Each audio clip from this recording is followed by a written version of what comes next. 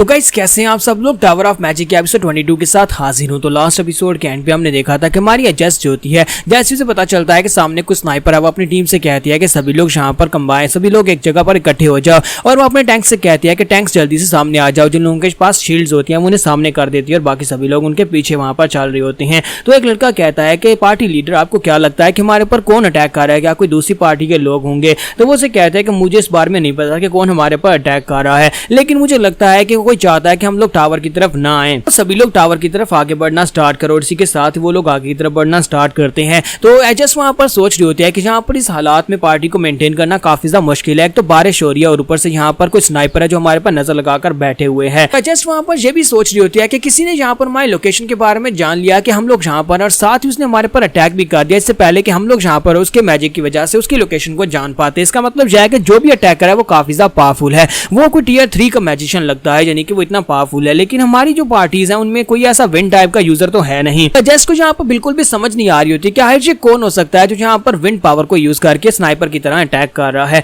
तो वो कहती है जो भी है, मैं यहाँ पर इस एग्जाम को इतनी आसानी के साथ से पास करने नहीं दूंगी। उन्हें क्या लगता है कि वो लोग मुझे इतनी आसानी से हरा सकते हैं। और ये लोग जो होते हैं वो टावर की तरफ आगे बढ़े होते हैं क्योंकि सभी को क्वेस्ट मिल चुकी होती है कि टावर को फंक्शनैलिटी से रोकना है, उसके ऊपर लगे हुए क्रिस्टल को तोड़ना है। तो हमारा जो डिजायर और उसकी पार्टी होती है वो लोग पहले वहां पर टावर में पहुंच चुके होते हैं। हमारा डिजायर उनसे कहता है तो क्या अब हम लोग यहाँ पर स्टार्ट करें, हमारी पार्टी को स्टार्ट करने का वक्त आ चुका है। तो यहाँ पर इनका सामना जो है दूसरी तरफ से दो पावरफुल पार्टीज के साथ होने वाला, जो कि एजस्ट की पार्टी है और दूसरी गैब्रियल की पार्टी है। तो डिजायर जो होता है वो रोमांटिका को खिड़की में लेकर खड़ा होता है और उसे कहता है कि तुम्हें यहाँ पर से इनके पर अटैक करना होगा। तो वो कहती है लेकिन क्या वाकई में यहाँ पर इतनी दूर से इनके पर अटैक कर सकती हूँ, मेरी विंड पावर इतनी ज्यादा नहीं है। तो हमारा डिजायर उसे कहता है कोई बात नहीं, तुम्हें यहाँ पर उनके पर अटैक करना ही होगा। वैसे भी यहाँ पर ब्लू मून पार्टी में एडजस्ट है और एडजस्ट के वहां पर होते हुए तुम्हारा अटैक बिल्कुल भी काम नहीं करेगा, वो तुमसे ज्यादा पावरफुल और एक्सपीरियंस्ड है। रोमांटिका उसे कहती है लेकिन ये तो चिंता की बात है ना, अगर मेरे अटैक्स बार बार यहाँ पर फेल होते जाएंगे तो फिर वहां पर वो लोग सेफली इस टावर तक पहुंच जाएंगे और अगर वो टावर तक पहुंच जाए तो फिर हमें ढूंढ लेंगे और हमारे पर अटैक कर देंगे, हम मुश्किल में पड़ जाएंगे।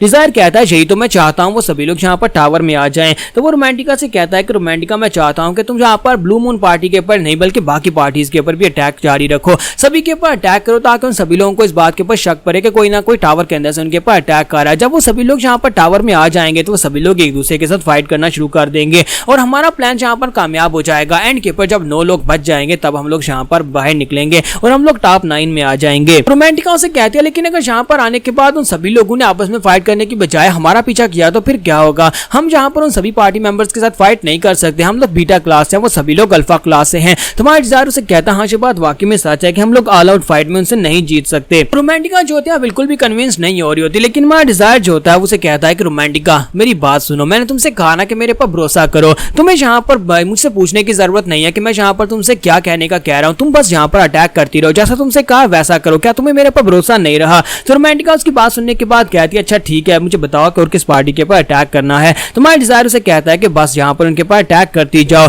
सभी लोग यहाँ पर इस जगह के ऊपर जरूर आएंगे क्योंकि यही उनकी आखिरी क्वेस्ट है, सभी लोग इस टावर में जरूर आएंगे। और इसी के साथ ही वो सोच रही होती है कि मुझे लगता है कि मुझे इसके ऊपर भरोसा करना ही चाहिए, लेकिन थोड़ी देर पहले जो प्राइम के साथ हुआ था उसकी वजह से मुझे लगता है कि इसका एटीट्यूड थोड़ा सा बदल गया है। तो उसे कहती है डिजायर क्या तुम ठीक हो? लेकिन इसी के साथ ही वहां पर बाहर से आवाज आती है क्योंकि वहां पर ब्लू मून पार्टी जो होती है करीब पहुंच आई होती है। तो प्राइम उनसे कहता है कि ब्लू मून पार्टी के लोग यहाँ पर करीब पहुंच आए और साथ ही यहाँ पर रेड फ्लेम पार्टी के लोग भी पहुंच आए हैं। तुम्हारा डिजायर कहता है ये तो अच्छी बात है कि सभी लोग यहाँ पर आना शुरू हो गए हैं। तो डिजायर उनसे कहता है कि चलो अब यहाँ पर हम लोग भी अपनी पार्टी को स्टार्ट करते हैं। और इसी के साथ ही ब्लू मून पार्टी के लोग जैसे वहां पर टावर के करीब पहुंचते हैं तो वो लोग कहते हैं ये जगह तो दूर से काफी छोटी थी लेकिन अब काफी ज्यादा बड़ी दिखाई दे रही है। तो वो जैसे कहते हैं पार्टी लीडर क्या हम लोग अंदर जाएं? तो वो कहते हैं हाँ क्यों नहीं, दरवाजा खोलो। और इसी के साथ ही वो लोग दरवाजा खोलते हैं और वहां पर अंदर आ जाते हैं। जब वो लोग अंदर आते हैं तो अंदर पहले से वहां पर 2 पार्टीज के लोग मौजूद होते हैं। वो लोग कहते हैं ये तो ब्लू मून पार्टी है और इसी के साथ ही वो लोग काफी ज्यादा गुस्से में होते हैं। वहां पर 3 पार्टीज एक दूसरे के आमने सामने होती हैं। दूसरी पार्टीज के लोग जो होते हैं वहां पर ब्लू मून पार्टी के ऊपर इल्जाम लगाना शुरू कर देते हैं और कहते हैं कि तुमने हमारे पर थोड़ी देर पहले स्नाइपर से अटैक किया था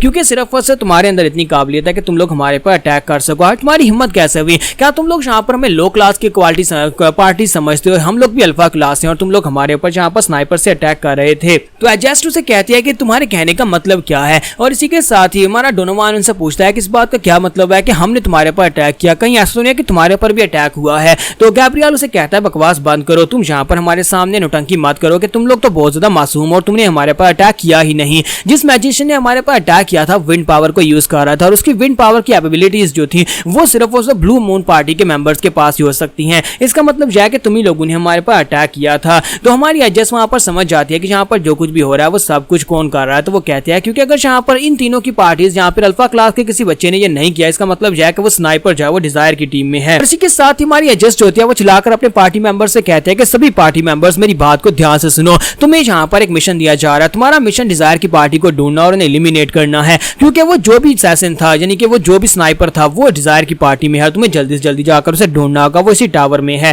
तो ये बात सुनने के बाद सभी लोग बहुत ज्यादा हैरान होते हैं और कहते हैं क्या वाकई में डिजायर ऐसा कर सकता है। तो एजेस्ट उन लोगों से कहते हैं कि मैं यहाँ पर इन सभी लोगों को रोक कर रखूंगी। वहां पर टोटल 6 लोग होते हैं। वो कहते हैं कि इन 6 को मैं रोक कर रखती हूँ, जबकि तुम सभी लोग जाओ जाकर डिजायर की पार्टी को ढूंढो। जबकि दूसरी तरफ से गैब्रियल हंसना शुरू कर देता है और कहता है कि तुम हम सभी लोगों को समझती क्या हो। तुम्हें क्या लगता है कि एंट्रेंस एग्जाम में तुम्हारे मार्क्स मुझसे थोड़े से ज्यादा आ गए, उसका मतलब ये नहीं है कि तुम वाकई में बेस्ट हो गई हो। तुम्हें लगता है कि तुम ही यहाँ पर सबसे बेस्ट से बेस्ट हो। अब मैं तुम्हें दिखाने वाला हूँ कि यहाँ पर सेकंड नंबर वाला जो होता है वो भी बेस्ट बन सकता है अपने ऊपर वाले नंबर वाले को हराकर। और इसी के साथ ही वो अपनी फायर पावर को रिलीज करता है और कहता है कि तुम्हारी एरोगेंस की एक लिमिट होनी चाहिए। और वो अपनी स्पेशल टेक्निक के साथ उसके ऊपर फायर से अटैक कर देता है। वहां पर एक जबरदस्त धमाका होता है, बहुत सारी फायर निकलती है, जबकि वो लोग हंस रहे होते हैं और कहते हैं कि लगता है कि यहाँ पर हमारा काम बन गया। गैब्रियल का साथी वहां पर जोर जोर से हंस रहा होता है और कहता है कि तुमने बहुत ही अच्छा किया जो उनकी पार्टी में उनके पार्टी लीडर के ऊपर अटैक किया। और इसी के साथ जब वो वहां पर हंस रहा होता है तो एजेस उसके करीब पहुंच जाती है और उसके करीब पहुंचने के बाद सबसे पहले वो उसी के ऊपर अटैक करती है। तो वो उस लड़के को एक जबरदस्त किक मारती है जिससे वो उड़ता पीछे जाकर गिरता है, जबकि दूसरी लड़की कहती है ये क्या, इसने एक ही किक के साथ हमारे दोस्त को वहां पर गिरा दिया।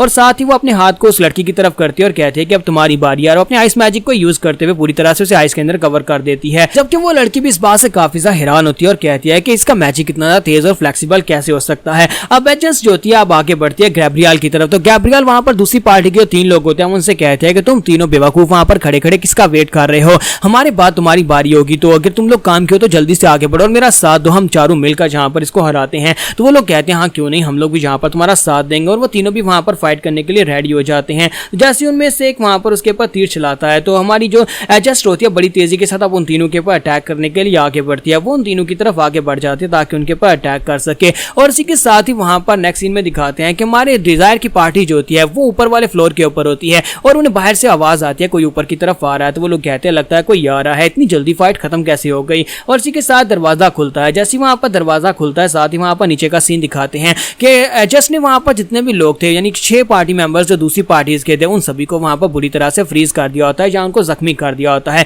लेकिन उसने उनको सभी को वहां पर से एलिमिनेट नहीं किया होता। और वो वहां पर दरवाजा खुलता है और अंदर आती है और कहती है कि डिजायर तुम्हारा प्लान वाकई में बहुत ज्यादा बेकार था। तुम्हें क्या लगा था कि ये सभी लोग जो है आपस में फाइट करके एलिमिनेट हो जाएंगे और तुम बड़ी आसानी से यहाँ पर टेस्ट को पास कर जाओगे, मैं ऐसा होने नहीं दे सकती। और जहां पर हमारी एपिसोड 22 का एंड होगा और नेक्स्ट एपिसोड में देखेंगे कि हमारा डिजायर अब जहां पर एजेस्ट को कैसे हराएगा, क्योंकि एजेस्ट काफी ज्यादा स्ट्रॉन्ग लगती है।